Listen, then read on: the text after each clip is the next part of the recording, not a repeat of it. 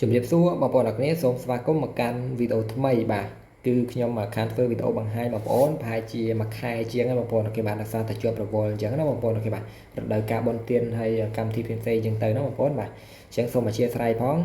តែបងប្អូនគឺខ្ញុំបានធ្វើវីដេអូបរៀនរាប់រយហើយអញ្ចឹងបងប្អូនអាចទៅមើលវីដេអូចាស់បានបាទតែនៅក្នុងវីដេអូនេះគឺខ្ញុំមករំលឹកឡើងវិញអំពីវីដេអូរបៀបដាក់បេះដូង TikTok ណាបងប្អូនអូខេបាទអញ្ចឹងបងប្អូនប្រហែលជាស្គាល់ហើយបាទសម្រាប់បងប្អូនដែលធ្លាប់ប្រើធ្លាប់មើលវីដេអូខ្ញុំពីមុនមកហើយបងប្អូនបាច់មើលវីដេអូនេះក៏បានដែរអញ្ចឹងណាបងប្អូនអូខេបាទព្រោះអីគឺបងប្អូនចេះអស់ហើយណាបងប្អូនបាទតែសម្រាប់បងប្អូនដែលចូលថ្មីបងប្អូនអត់ទាន់ចេះបងប្អូនអាចជួយមើលវីដេអូនេះបានអញ្ចឹងណាបងប្អូនអូខេបាទខ្ញុំបង្ហាញបងប្អូននៅក្នុងវីដេអូនេះអំពីរបៀបដាក់បេះដូងនៅក្នុងវីដេអូ TikTok របស់យើងណាបងប្អូនអូខេបាទមិនថាតែបេះដូងនៅក្នុងវីដេអូ TikTok របស់យើងទេយើងដាក់ឲ្យគេក៏បានដែរអញ្ចឹងណាបងប្អូនបាទហើយការធ្វើនេះគឺធ្វើនៅក្នុង website បាទហើយតម្រូវការដែលយើងទាមទារនោះគឺយកទៅ link វីដេអូទៅដាក់តែប៉ុណ្ណោះណាបងប្អូនអូខេបាទគឺ link វីដេអូបងប្អូនស្គាល់ហើយណាបងប្អូនបាទយើងចុចតែង tray នឹងមកគឺយើងនេះគឺកន្លែងcopy link បងប្អូនអូខេបាទគឺយើងយកតែ link នឹងទៅដាក់តែប៉ុណ្ណោះណាបងប្អូនអូខេបាទអត់មានត្រូវការអីច្រើនជាងនឹងទេណាបងប្អូនបាទអញ្ចឹងខ្ញុំសូមថយវិញខ្ញុំអត់តាន់ copy link នេះខ្ញុំបង្ហាញបងប្អូនថាយើងធ្វើនៅកន្លែងណាណាបងប្អូនអូខេបាទអញ្ចឹងយើងធ្វើនេះគឺធ្វើនៅក្នុង website ខ្មែរ MM បងប្អូនអូខេបាទអញ្ចឹងសម្រាប់បងប្អូនដែលអត់តាន់ស្គាល់ថា website ខ្មែរ MM ជាអ្វីបងប្អូនអាចទៅមើលវីដេអូចាស់របស់ខ្ញុំបានបាទខ្ញុំបង្ហាញបងប្អូនរួចហើយណាបងប្អូនអូខេបាទនេះគឺជា website ណាបងប្អូនបាទ website khmermm.com ណាបងប្អូនបាទបងប្អូនត្រូវតែពិនិត្យមើលអា link ហ្នឹងឲ្យបានច្បាស់បាទកុំឲ្យមានជនឆ្លៀតឱកាសមួយចំនួនវាបន្លំបាទវាបន្លំអីចឹងណាបងប្អូនអូខេបាទអញ្ចឹងប្រយ័ត្នប្រយែងបាទប្រយ័ត្នខាត់បងលុយកាក់បងប្អូនណាបងប្អូនបាទហើយសូមបញ្ជាក់ម្ដងទៀតសម្រាប់បងប្អូនថ្មីបងប្អូនបើសិនជាមានអ្នកណាឆាតទៅបងប្អូនថាជាម្ចាស់ website ខ្មែរ MM ជននោះគឺជាជនបោកប្រាស់អញ្ចឹងណាបងប្អូនអូខេបាទខ្មែរ MM គឺអត់មានឆាតទៅបងប្អូនមុនទេណាបងប្អូនអូខេបាទសូមបញ្ជាក់អញ្ចឹងបងប្អូនមិនឆាតទៅបងប្អូនតាមរយៈ Telegram ឬមួយក៏ Messenger ណាមួយបាទ social media ណាមួយគឺអត់បងនិយាយថាគឺអត់ឆាតទៅបងប្អូនមុនទេណាបងប្អូនអូខេបាទអញ្ចឹងសម្រាប់ការទូទាត់អីទាំងអស់គឺនៅក្នុង website តែមួយគត់ណាបងប្អូនបាទអញ្ចឹងបងប្អូនចង់ដាក់លុយអីគឺបងប្អូនចូលមកដាក់ក្នុង website official នេះបាទគឺ khmermm.com បងប្អូនប្រយ័ត្នប្រយែងណាបងប្អូនបាទមានជនឆ្លៀតឱកាសច្រើនណាបងប្អូនបាទក្នុងពេលបច្ចុប្បន្ននេះបងប្អូនបាទអញ្ចឹងយើងបកទៅវិធានបទយើងវិញណាបងប្អូនអូខេបាទអញ្ចឹងសម្រាប់បងប្អូនដែលថ្មីបាទគាត់អត់ទាន់ចេះប្រើ website ខ្មែរ MM បាទក៏ដូចជាអត់ទាន់ចេះចុះឈ្មោះនៅក្នុង website ខ្មែរ MM បងប្អូនអាចអញ្ជើញចុចនៅខាងក្រោមវីដេអូនេះខ្ញុំដាក់ link ជូនរបៀបបាទរបៀបចុះឈ្មោះនិងរបៀបដាក់លុយណាបងប្អូនអូខេបាទបងប្អូនអាចទៅមើលវីដេអូចាស់នឹងបានបាទខ្ញុំមានបង្រៀនឲ្យហើយណាបងប្អូនបាទពេលបងប្អូនមើលចប់ហើយបងប្អូននឹងអាចធ្វើដូចក្នុងវីដេអូខ្ញុំកំពុងតែបង្ហាញនេះបាទអញ្ចឹងសូមចាប់ផ្ដើមតែម្ដងណាបងប្អូនអូខេបាទអញ្ចឹងបន្ទាប់ពីបងប្អូនចុះឈ្មោះហើយគឺវាចេញជាទម្រង់ដូចខ្ញុំនេះហើយណាបងប្អូនបាទអញ្ចឹងយើងចាប់ផ្ដើមធ្វើតែម្ដងណាបងប្អូនបាទមុនធ្វើខ្ញុំសូម refresh page មួយដើម្បីឲ្យ page នេះវាថ្មីឡើងវិញអញ្ចឹងណាបងប្អូនបាទអញ្ចឹងបងប្អូនអរគ្នាបាទអត់មានអីច្រើនទេបងប្អូនបាទយើងចុចទៅលើកន្លែងនេះបាទហៅ category filter នេះបងប្អូនចុចលើនឹងក៏បានឬមួយក៏បងប្អូនចុចលើនេះក៏បានដែរប៉ុន្តែខ្ញុំ recommend ឲ្យបងប្អូនចុចលើនេះទៅដើម្បីវាបង្ហាញតាក់ទងនឹងសេវាកម្ម TikTok បាទបើយើងចុចលើអ្វីគឺវាបង្ហាញតាក់ទងនឹងសេវាកម្មនោះណាបងប្អូនបាទឧទាហរណ៍ខ្ញុំឧទាហរណ៍បន្តិចបើសិនជាខ្ញុំចុចទៅលើ Facebook នេះគឺវាបង្ហាញតាក់ទងនឹងសេវាកម្ម Facebook ទាំងអស់បាទបើសិនជាខ្ញុំចុចទៅលើ YouTube បាទគឺវាបង្ហាញតាក់ទងនឹងសេវាកម្ម YouTube ទាំងអស់អញ្ចឹងណាបងប្អូនបាទសិនជាចុចទៅលើ TikTok គឺវាបង្ហាញតាក់ទងនឹងសេវាកម្ម TikTok បាទអញ្ចឹងគឺយើងងាយស្រួលក្នុងការជ្រើសរើសព្រោះអីសេវាកម្មគឺមានរាប់ពាន់មុខឯណោះណាបងប្អូនគេបាទអញ្ចឹងវាច្រើនណាបងប្អូនបាទយើងចុចមួយទៅគឺអូខេគឺយើងងាយស្រួលក្នុងការជ្រើសរើសណាបងប្អូនបាទអញ្ចឹងយើងចាប់ផ្ដើមធ្វើតែម្ដងណាបងប្អូនគេបាទបងប្អូនចុចកន្លែង category នេះមកបងប្អូនគេបាទចុចកន្លែង category នឹងមកយើងចុចជ្រើសរើសយកបាទរកមើលពាក្យថា TikTok Lite បាទអញ្ចឹង TikTok Lite គឺបានអាប់ដេតថ្មីគឺវានៅខាងលើគេនេះតែម្ដងណាបងប្អូនបាទនេះគឺ TikTok Lite បងប្អូនសម្គាល់មើលកន្លែងនេះគឺមានបេះដូងបាទអញ្ចឹងគឺសំដៅទៅលើការដាក់បេះដូងណាបងប្អូនគេបាទសេវាកម្មខាងក្រោមនេះគឺ Venue បាទ Venue នេះគឺសំដៅទៅលើការដាក់ Venue ដាក់អ្នកមើលនៅក្នុងវីដេអូ TikTok របស់យើងណាបងប្អូនគេបាទហើយសញ្ញាបូកនេះគឺមានន័យថាសំដៅទៅលើបាទ ដាក់អ្នកតាមដានបាទដាក់អ្នកតាមដានឬមួយក៏ហៅថាដាក់ follow ហ្នឹងបងប្អូនគេបាទតែក្នុងវីដេអូនេះខ្ញុំបង្ហាញបងប្អូនដាក់តែ like បាទឬមួយក៏ហៅថាដាក់តែម្ដងនេះទេណាបងប្អូនគេបាទបើសិនជាបងប្អូនចង់បាន view បើសិនជាបងប្អូនចង់បានអ្នកតាមដានឬមួយក៏ហៅថា follow ហ្នឹងបងប្អូនអាចអញ្ជើញចុចចូលបាទចុចចូល channel ខ្មែរ MM ឬមួយក៏សេពាក្យថារបៀបទិញ follow ខ្មែរ MM បងប្អូននឹងឃើញបាទនឹងឃើញវីដេអូបង្រៀនយ៉ាងច្រើនសម្បូរបែបនៅក្នុង YouTube ណាបងប្អូនគេបាទអញ្ចឹងកុំឲ្យខាតពេលយូរខ្ញុំចូលធ្វើការបង្ហាញបងប្អូនតែម្ដងណាបងប្អូនគេបាទអញ្ចឹងបងប្អូនចុចលើសវិណាមួយបងប្អូនគេបាទនេះសុទ្ធតែជា TikTok Lite បាទបងប្អូនចុចលើសវិណាមួយក៏បានដែរតែបងប្អូនទេអញ្ចឹងបាទខ្ញុំសូមចុចទៅលើសវិដែលខ្ញុំទើបនឹងអាប់ដេតថ្មីហើយក៏ជាកាដូជូនបងប្អូនដែរក្នុងតម្លៃធូរថ្លៃណាបងប្អូនគេបាទថ្លៃទូថ្លៃខ្លាំងមែនតើបាទគឺសមរម្យខ្លាំងមែនតើណាបងប្អូនបាទបងប្អូនតិចទៀតបងប្អូនដឹងហើយបាទចុចលើនឹងមកបងប្អូនបាទចុចលើនឹងមកបាទបន្ទាប់ពីចុចលើនឹងហើយគឺវាចេញជាបែបនេះបាទឈ្មោះនោះគឺអាចមានការប្រែប្រួលបងប្អូនបាទតែអា TikTok Lite នេះគឺអត់មានការប្រែប្រួលទេតែខាងចុងអាចមានការប្រែប្រួលណាបងប្អូនបាទអញ្ចឹងយើងអត់មានចាំបាច់អញញ៉ៃអីច្រើនទេណាបងប្អូនបាទបន្ទាប់ពីយើងចុចអញ្ចឹងហើយគឺយើងចុចកន្លែង service នេះបងប្អូនគឺបាទ service នេះមកដើម្បីជ្រើសរើសសេវាកម្មថាបងប្អូនចង់ប្រើមួយណាបាទអញ្ចឹងណាបងប្អូនបាទអញ្ចឹងយើងចុចទៅលើនឹងមកបាទអញ្ចឹងបងប្អូននឹងឃើញ service គឺមានច្រើនណាបងប្អូនគេបាទមានមិនច្រើនទេមានតែជា4ទេបងប្អូនគេបាទដោយសារតែខ្ញុំទៅបានអាប់ដែលថ្មីហើយនេះគឺជាសេវាកម្មដែលធូរថ្លៃបំផុតបាទអញ្ចឹងយើងជ្រើសរើសសេវាកម្មណាមួយមកបងប្អូនគេបាទអញ្ចឹងខ្ញុំសូមបញ្យល់បន្តិចសម្រាប់បងប្អូនថ្មីដែលគាត់អត់ទាន់ដឹងណាបងប្អូនគេបាទថាមើលតម្លៃហ្នឹងមើលមិនបាទអញ្ចឹងខ្ញុំឧទាហរណ៍សេវាកម្មទី2នេះបាទនេះគឺជាសេវាកម្មទី2បាទអញ្ចឹងបងប្អូនយើងមើលបែបនេះណាបងប្អូនគេបាទ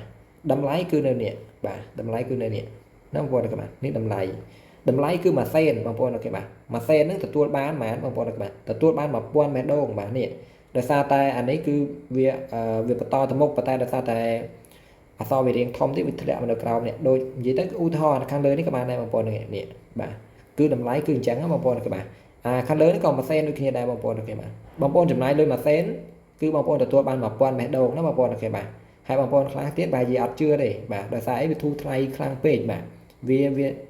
អាចនិយាយថាថោកបងប្អូនគេបាទថោកមែនតើណាបងប្អូនបាទមិនមែនធូរថ្លៃទេព្រោះអីវា1សេនបងប្អូនគេ1សេនទទួលបាន1000មេដងឯណោះបងប្អូនគេបាទអញ្ចឹងយើងចំណាយ1សេនទៅនឹងទទួលបានបាទ1000មេដងនៅកន្លែងនេះណាបងប្អូនគេបាទគឺមហាធូរថ្លៃតែម្ដងណាបងប្អូនបាទអញ្ចឹងបាទអញ្ចឹងសូមជ្រើសរើសយកសេវាកម្មណាមួយដែលបងប្អូនចង់ប្រើសម្រាប់ខ្ញុំចុចយកនេះតែម្ដងណាបងប្អូនគេបាទអញ្ចឹងចុចនឹងមកបាទបន្ទាប់ពីចុចអញ្ចឹងហើយគឺយើងយក link វីដេអូ TikTok របស់យើងចូល copy បងប្អូនគេបាទមិនថាវីដេអូ TikTok របស់យើង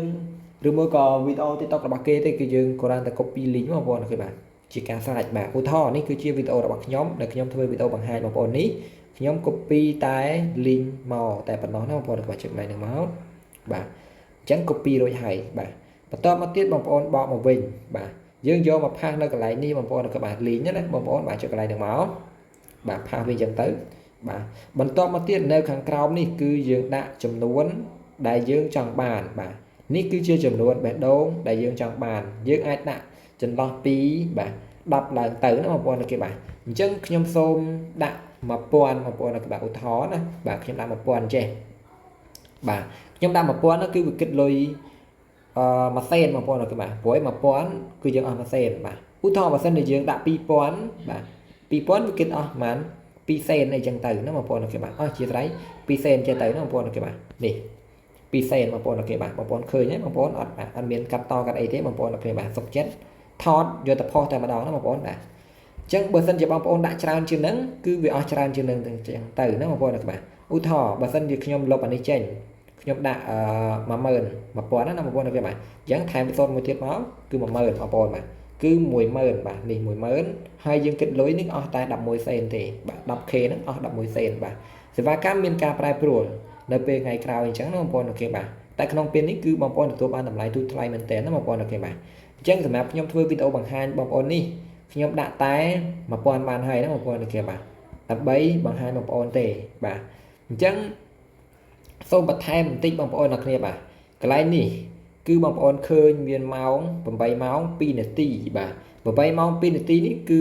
ពេលវេលាដែលគេហៅថាពេលវេលាប៉ាន់ស្មានពេលវេលាដែលបញ្ចប់ការបញ្ជាទិញរបស់យើងណាបងប្អូនអូខេបាទវាដំណើរការណាបងប្អូនបាទឧទាហរណ៍យើងនិយាយស្រួលស្ដាប់ទៅបន្ទាប់ពីបងប្អូនទិញនឹងទៅប្រហែលជា8ម៉ោងក្រោយគឺបងប្អូនទទួលបានលទ្ធផលនៅក្នុងវីដេអូ TikTok របស់យើងហើយណាបងប្អូនអូខេបាទអញ្ចឹងគឺយើងអាចងាយយល់បែបនឹងបានណាបងប្អូនអូខេបាទអញ្ចឹងយើងសូមចុចនៅកន្លែង submit បន្ទាប់ពីបងប្អូនជ្រើសរើសបាទដាក់ link អីរួចអស់ហើយគឺត្រឹមត្រូវអស់ហើយដាក់ចំនួនអីអស់ហើយបងប្អូនមើលលុយទៅកាត់ប្រមាណបើសិនជាបងប្អូនគិតថាត្រឹមត្រូវអស់ហើយគឺបងប្អូនចុច submit នេះទៅណាបងប្អូនអូខេបាទចុច submit នេះទៅបាទបន្ទាប់ពីយើងចុច submit ហើយគឺវាចេញជាវិក័យប័ត្របែបនេះបាទវាមានលេខបញ្ជាទិញបាទមានឈ្មោះសេវាកម្មបាទមាន link មានចំនួនអីចឹងទៅបាទគិតលុយម៉ានហើយលុយយើងសល់ម៉ានអីម៉ានគឺយើងមើលកន្លែងហ្នឹងទៅណាបងប្អូនអូខេបាទអញ្ចឹងគឺងាយស្រួលមែនតើណាបងប្អូនបាទអញ្ចឹងសូមបញ្ចប់វីដេអូនេះមានតែប៉ុណ្្នឹងបងប្អូនអូខេបាទដោយសារតែអត់មានអីត្រូវបង្ហាញបងប្អូនទៀតទេណាបងប្អូនអូខេបាទតែសូមបង្ហាញមួយទៀតបាទបើសិនជាបងប្អូនចង់ដឹងថាការបញ្ជាទិញរបស់យើងនេះវាដំណើរការនៅបាទវានៅរងចាំឬមួយក៏វាត្រូវបានលុបចោលបងប្អូនអាចចុចនៅកន្លែងនេះបានណាបងប្អូនអូខេបាទកន្លែងនេះបាទកន្លែងនេះមកហើយយើងចុចកន្លែង My Order នេះបងប្អូនអូខេបាទកន្លែងហ្នឹងមកបាទអញ្ចឹងបងប្អូនមកលើបន្តិចបាទបើសិនជាបងប្អូនបញ្ជាទិញច្រើនដូចខ្ញុំអញ្ចឹងគឺវាឃើញច្រើនអញ្ចឹងទៅបើសិនជាបងប្អូនទើបនឹងបញ្ជាទិញថ្មីទៀត2 3ទៅវាឃើញតែ2 3អីចឹងទៅណាបងប្អូនអូខេបាទអញ្ចឹងដោយសារតែមិញគឺខ្ញុំបញ្ជាទិញនេះតែមួយនេះទេណាបងប្អូនអូខេបាទគឺ ID នេះបងប្អូនបាទអញ្ចឹងបងប្អូនអាចមើលមកឆ្វេងមកជាស្រ័យមកស្ដាំមកគឺឃើញនៅកន្លែងនេះបាទគឺវានៅ pending បាទអញ្ចឹងមានន័យថាកំពុងរងចាំណាបងប្អូនបាទអត់ទាន់ដំណើរការទេបាទបើសិនជាបងប្អូនឃើញថាវាចេញបែបនេះ in progress អញ្ចឹងមានន័យថាវាកំពុងតែដំណើរការបាទបើសិនជាវាចេញថា cancel ជាស្រ័យ complete បែបនេះគឺមានន័យថាការបញ្ជាទិញរបស់យើងបានបញ្ចប់បាទបងប្អូនអាចឆែកមើលក្នុងវីដេអូរបស់យើងទៅគឺយើងទទួលបានលទ្ធផលហើយណាបងប្អូនបាទអញ្ចឹងមានតែប៉ុណ្្នឹងបងប្អូនអូខេបាទសម្រាប់បងប្អូនចង់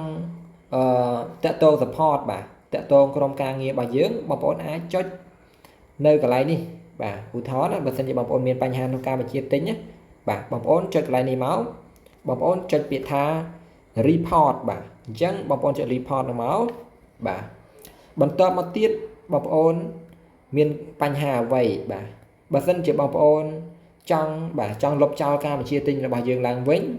គឺយើងចុចកន្លែងនេះមក refresh បាទបងប្អូនស្នើអីគេបាទអញ្ចឹងវាមានការស្នើដូចជា